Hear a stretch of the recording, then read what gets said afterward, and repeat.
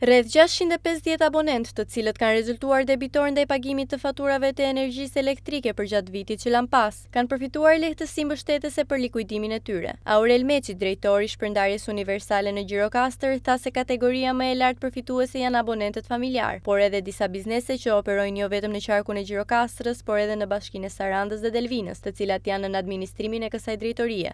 Në vitin 2025 u mbyll në datën 31 sipas rregullores që vendosë grupi i furnizimit të shërbimit universal për akmarrëveshjet që përfitojnë abonentët debitor.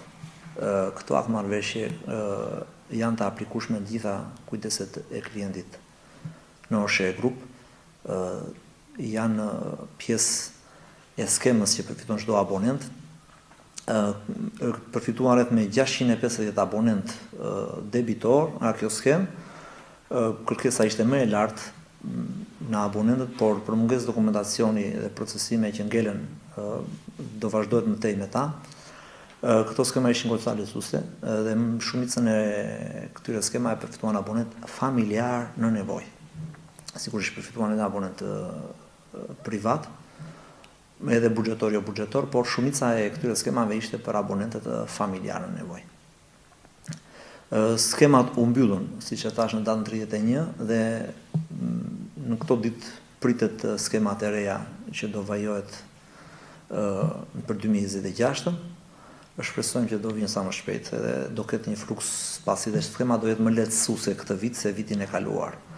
Për sa i përket abonentëve debitor në rajonin Jugori, i cili përfshin qytetet Sarandë, Delvinë, Gjirokastër, Përmet dhe Tepelen, që janë të përfshira me çdo KNK, ka rreth me 5000 abonent, po flasim për 2026, që janë vindituar, të cilët nxirren për ndërprerje nga FSHU-ja, duke u ndërprerë nga grupet e operatorit sistemit të shpërndarjes.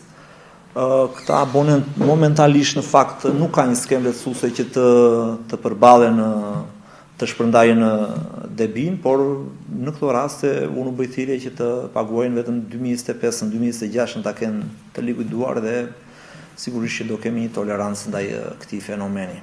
Pavarësisht skemave mbështetëse ku debiti mund të likuidohet me këste mujore, sërish situata vijon të mbetet kritike, pasi edhe për vitin aktual regjistrohen rreth 5000 debitor, kryesisht familjar, ku më problematike në këtë drejtim ngelet Saranda. Pavarësisht situatës aktuale nga Drejtoria e Shpërndarjes Universale, pohohet se edhe përgjatë këtij viti skemat mbështetëse do të vijojnë duke mundësuar lehtësi likuidimi për të gjitha familjet apo bizneset.